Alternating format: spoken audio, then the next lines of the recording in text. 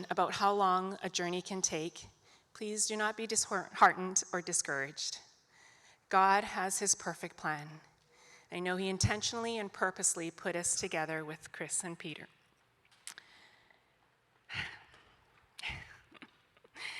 Trust in God's time, even if it means taking 13 years. So just a little bit of background about me. I was born and raised in Canada by my grandmother on my dad's side. My parents passed away when I was really young. I was only 2 months old when my mom died, and I was 6 years old when my dad died. As far as I knew, neither of them were religious. My grandmother, who was the most significant and influential person in my life, was also a non-believer.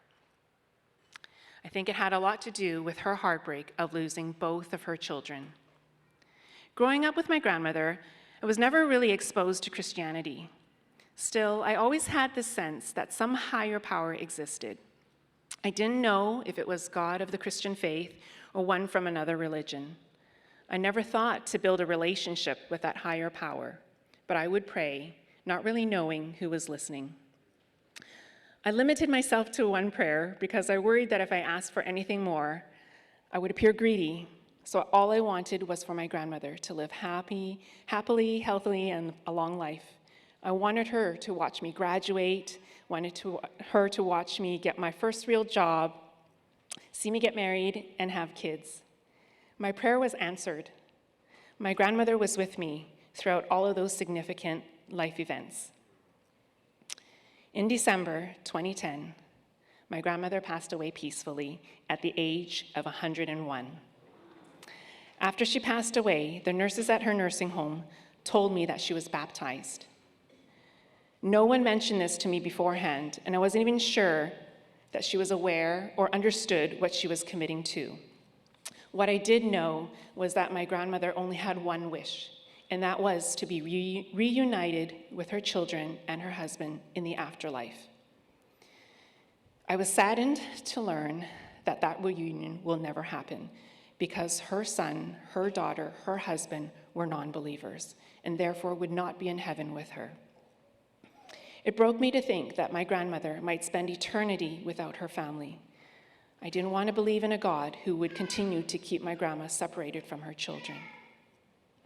I'll just take a minute to share a little bit about my husband because we walked this journey together. So Les lost his father to cancer when he was a teen. He prayed desperately to God to heal him or at least give them a little bit more time. That didn't happen, and after learning that his dad, who is a kind, hardworking, and selfless man, wouldn't be welcomed in heaven simply because he never had the chance to know God, that hardened Les's heart, and he couldn't bring himself to believe a God that seemed so unfair. It wasn't until our family moved to Houston in 2011 that we were introduced to Christianity through Peter and Chris.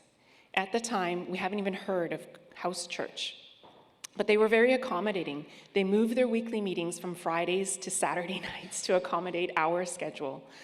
They poured so much love onto our family and prayed over us, and we loved them right back as our dearest and closest friends.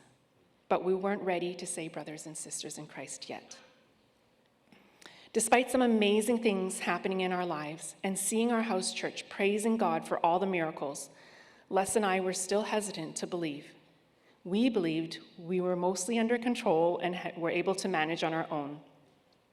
That belief held strong until we were humbled by the reality that we couldn't. Les's relationship with one of our teenage sons was deteriorating every day.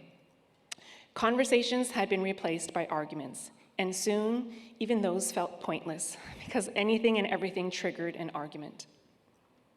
For a while, we convinced ourselves that we can handle it on our own.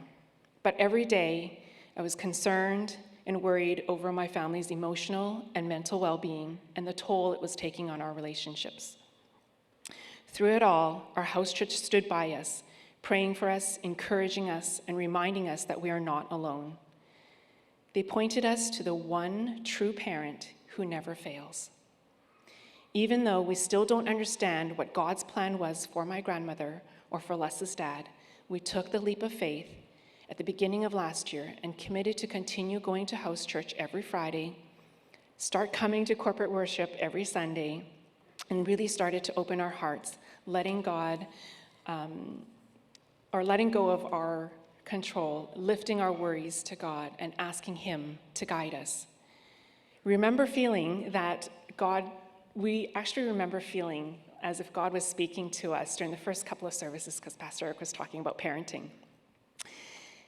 We're called to be God's ambassadors for our children, so follow God's will, not our own, for them. So over the past year, as we began to build a deeper and more personal relationship with God, our relationships at home also began to heal and rebuild. While it is still a bumpy ride, we now face it with a sense of peace, knowing that we're on this ride with God. There's less anger, impatience, and frustration, and a bit more laughter and calmness at home. Being able to lift up our shortcomings, worries, and challenges to God brought us comfort and hope. We're incredibly blessed to be part of Peter and Chris's house church. Week after week, every house church member modeled God's love, patience, and grace, really showing us what it means to follow Him. The impact and influence of house church in our lives is undeniable. So to all shepherds, VIPs, still waiting, still praying, still walking this journey, do not lose hope. Even if it takes longer than you expected, as I'm sure Chris and Peter didn't expect God to send them this couple that would take 13 years, trust in God's time and His plan. To our house church, thank you for showing us the sweetness of God. Pastor Eric, thank you for baptizing us last week. And to everyone here this morning, thank you for sharing my story.